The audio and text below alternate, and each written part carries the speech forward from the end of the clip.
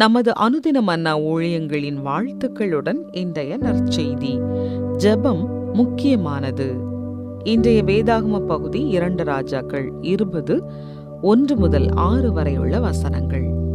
அந்நாட்களில் எசேக்கியா வியாதிப்பட்டு மரணத்துக்கு ஏதுவாயிருந்தான். அப்பொழுது ஆமோத்சின் குமாரனாகிய ஏசாயா என்னும் தீர்க்கதரிசி அவனிடத்தில் வந்து அவனை நோக்கி, நீர் உமது வீட்டு காரியத்தை ஒழுங்குபடுத்தும், நீர் பிழைக்க மாட்டீர், மரித்து போவீர் என்று கர்த்தர் சொல்லுகிறார் என்றான்.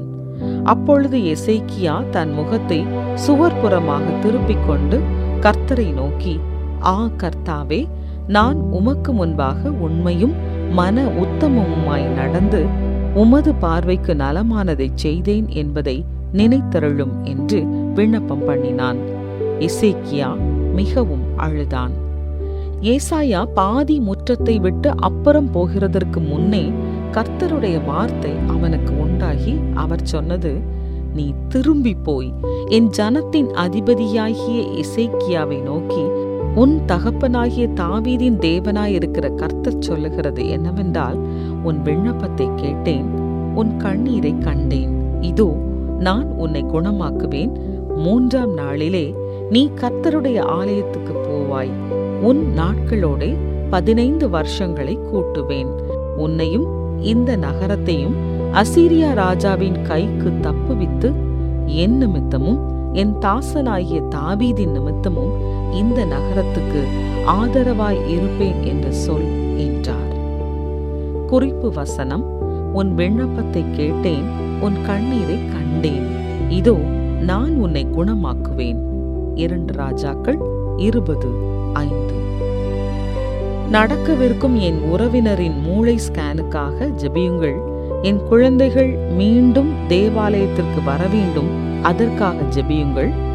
சமீபத்தில் தன் மனைவியை இழந்த நிர்மலின் ஆறுதலுக்காக வேண்டிக் கொள்ளுங்கள்.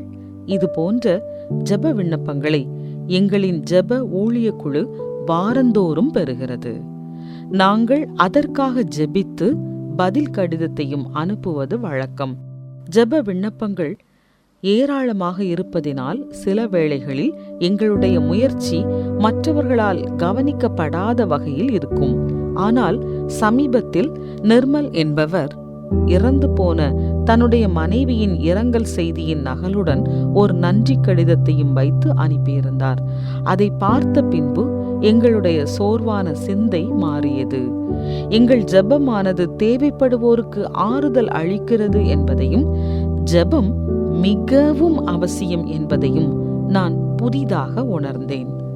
நாம் ஊக்கமாக இடைவிடாமல் நம்பிக்கையுடன் ஜெபிக்க வேண்டும் என்று இயேசு முன்மாதிரியாக கூறினார்.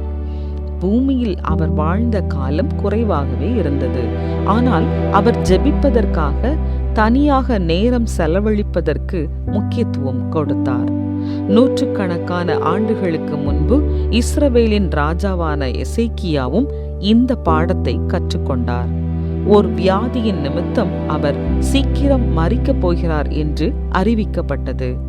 எசேக்கியா வேதனையோடும் வியாகுலத்தோடும் தன் முகத்தை சுவர்புறமாக திருப்பிக் கொண்டு கர்த்தரை நோக்கி விண்ணப்பம் பண்ணினார். இந்த விஷயத்தில் தேவன் உடனே பதில் கொடுக்கிறார்.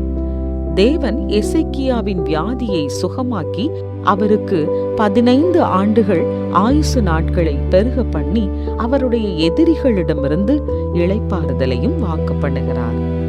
எசேக்கியா நல்ல வாழ்க்கை வாழ்ந்தார் என்பதற்காக தேவன் இந்த கிருபைகளை அவருக்கு கொடுக்கவில்லை.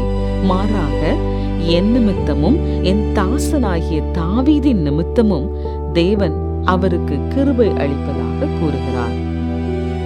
நாம் கேட்கிற அனைத்தையும் தேவனிடத்திலிருந்து பெறாமல் இருக்கலாம்.